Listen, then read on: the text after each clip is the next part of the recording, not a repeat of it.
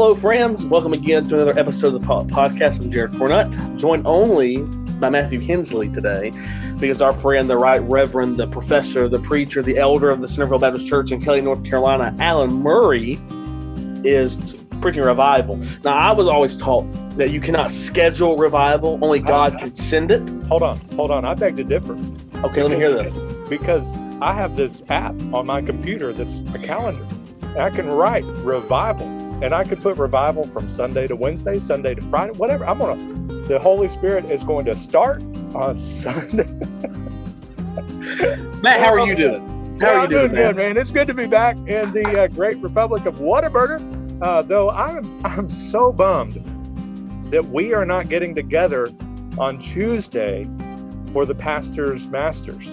Why are you not? I'm going to be there. You're going to be there, but Tuesday for October is when the Collin Baptist Association does our coffee deal. And so every Tuesday from 8 o'clock to 10, I'm buying coffee for whatever pastor wants to come. Of course, Jared Cornutt didn't come last year.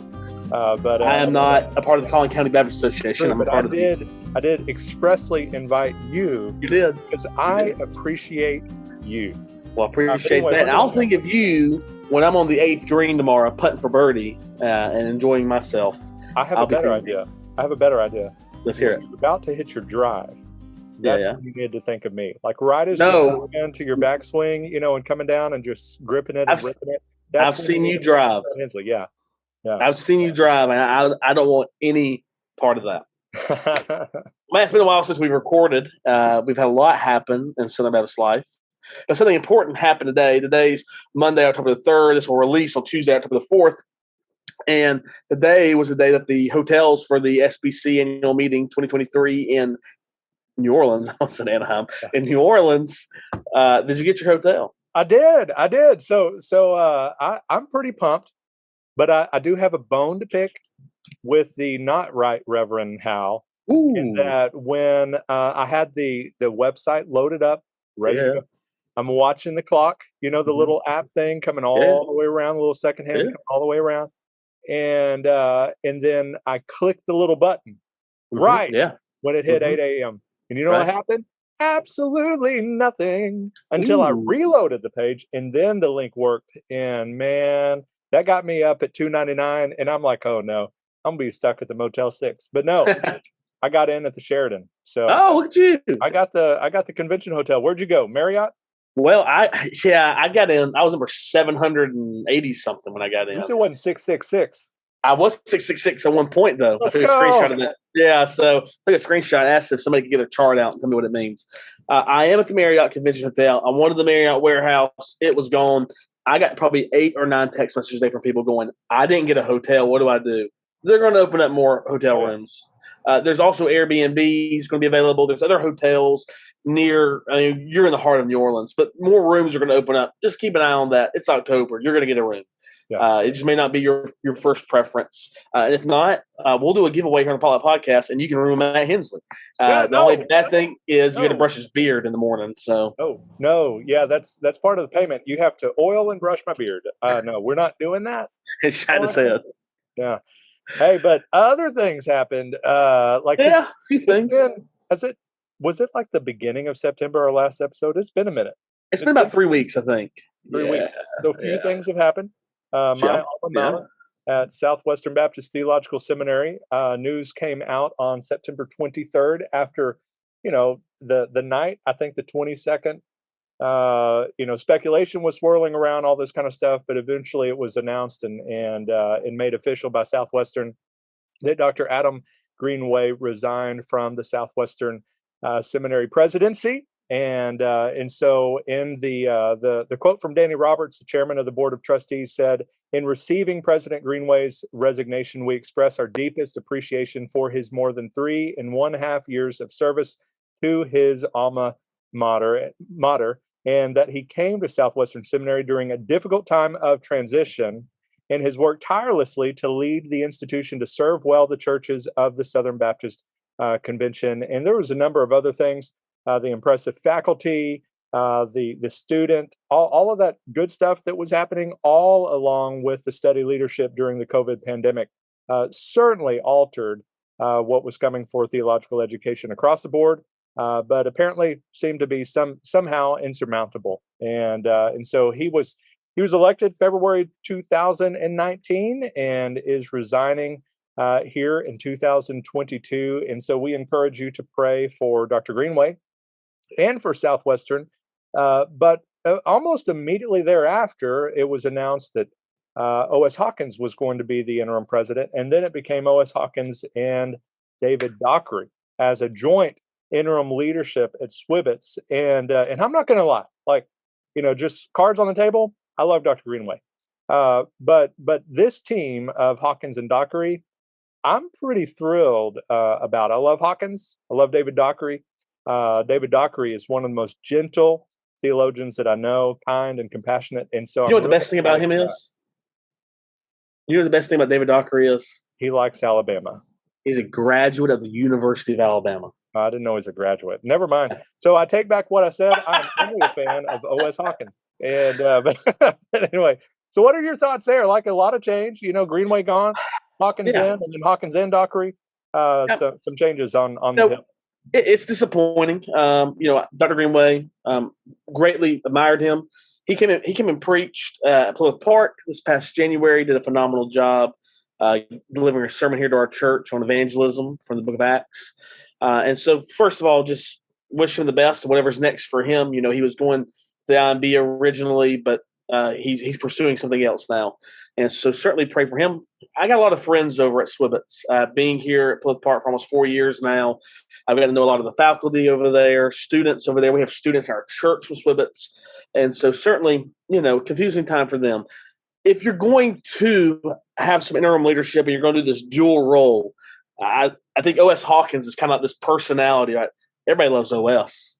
Everybody loves him. He's charismatic. He's a good raiser of money. He's a person that is a good leader. And then you have David Dockery, who is just a solid Baptist theologian.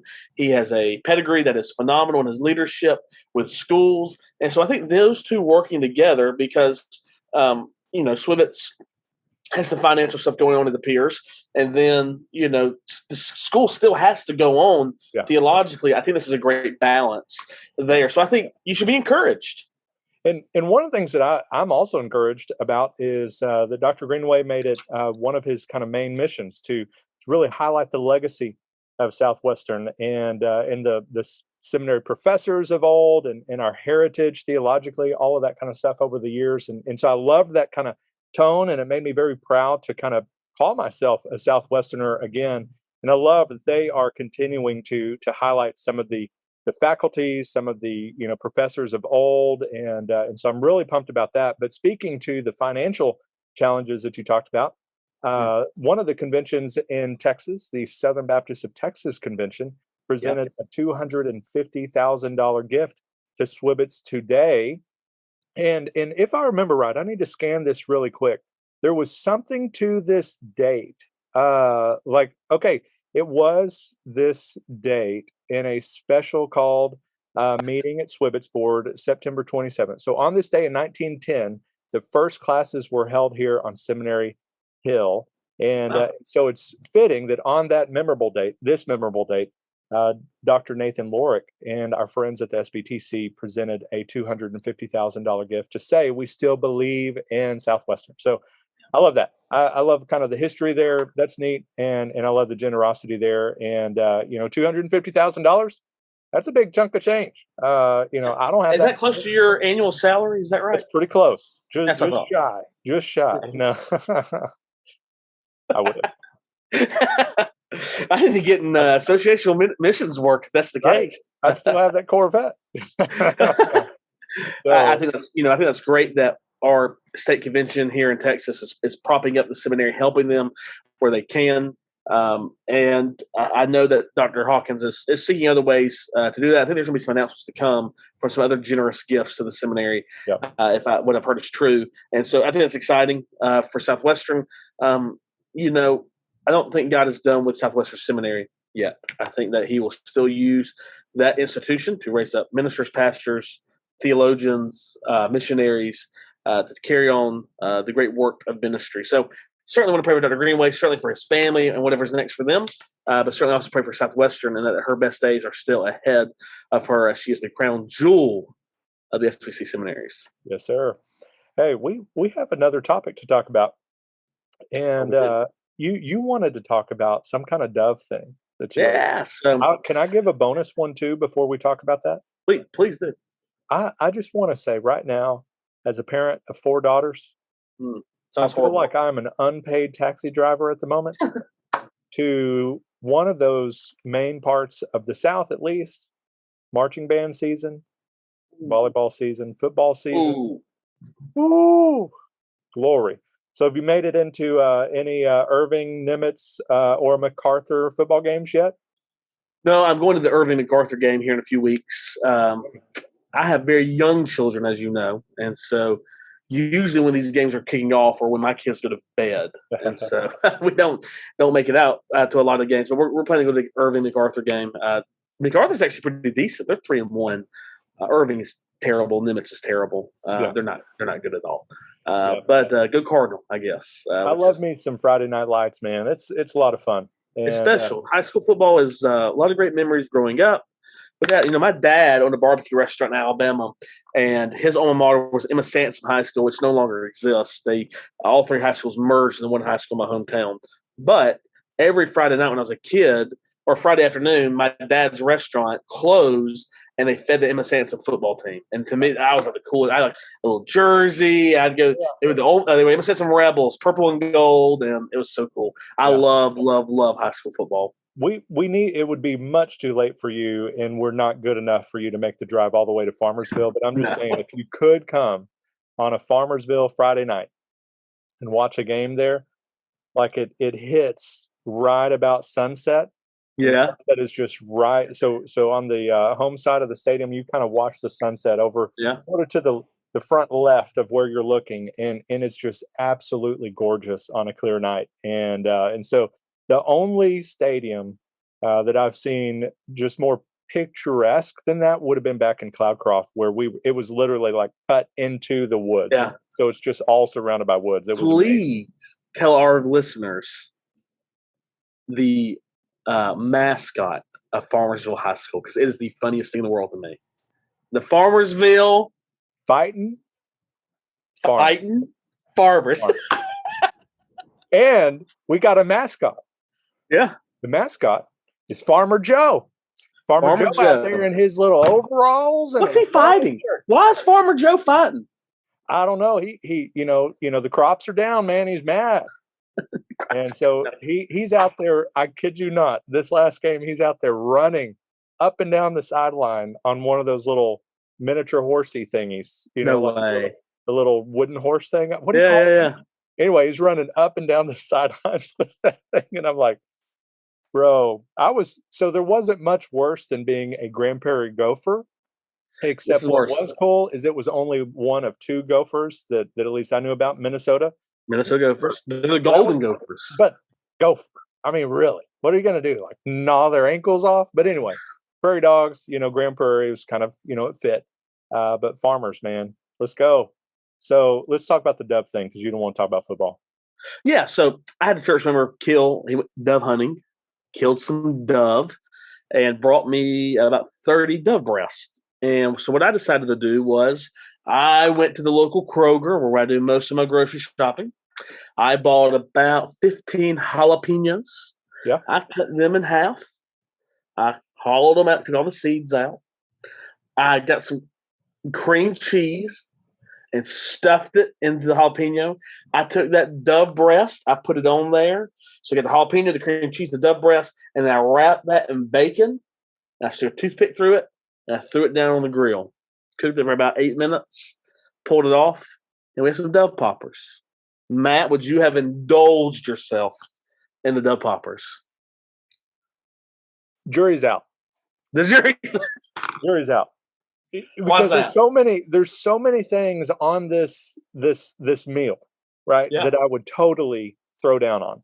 Yeah. The jalapeno, everything but the dove. The jalapenos, the cream cheese. I'm not the biggest cream cheese guy. I would need some kind of maybe a little more pop to it. And I know the jalapenos there. I would like maybe some kind of jalapeno cream cheese. We talked about maybe a pimento cheese in there. I would like to see how that would taste. Yeah. And you said wrapped with bacon. It was bacon was on there too, right? So I feel like those three things would maybe cover a multitude of sins. And because I'm not sure on the dove thing. I've never had dove. It's a red meat. Dove's red meat. Yeah. So it's not like a typical bird, like chicken. Like a chicken, you got to cook it at 165. Dove meat, you can eat medium rare because it's a red meat. Mm-hmm. Yeah. I don't know. I'm not doing squirrel. Like you do that same thing with like squirrel or something like that, I'm out. But dove, I feel like it's close enough to a chicken. Like it makes me think it would be like a chicken. It's a bird breast. Yeah. Couldn't be that bad. I would eat it. There we go. How about you, listeners? Second one? That's the question. So yeah. There we have it. I said, listeners, would you eat it? Would you eat the maybe we need to put a poll out or something like that. Yeah. Would you eat dove popper that Jared mentioned on the podcast? Well, Matt, that's all I've got. You got anything else? I got nothing else because what I've taught Bart is that's usually the final question of one of his interviews is there anything else you want to say? The answer is always no, because that's usually where you mess up. But so I have nothing else that's a good word. Other than to ask y'all to continue to pray for Southwestern Baptist Theological Seminary and the Greenway family, and of course, O.S. Hawkins and David Dockery as they continue to lead, and for the faculty, the students. Like you mentioned, it is an uncertain time. It's confusing. You hear different things. You don't like your seminary, talked bad about, all that kind of stuff. And so it's usually, that hurts. And so you want to pray for them. And I pray, especially for those guys that are students and the faculty, they can just kind of put their head down in their books and get this seminary underway, do well in their classes and so forth, because God, like you said, is not done with Southwestern Seminary, I don't believe. And it may be, just maybe, the best days are ahead. And so yeah, as I said, we're expecting and anticipating great things, and I am too. Send us out, man. Yeah. Hey, don't forget to book your hotel. Pray like Matt told you to pray. Go get you some dove meat. Make some dove poppers. You'll enjoy it. Join us next time. Same Baptist time, same Baptist hour. And remember, stay Baptist, my friends.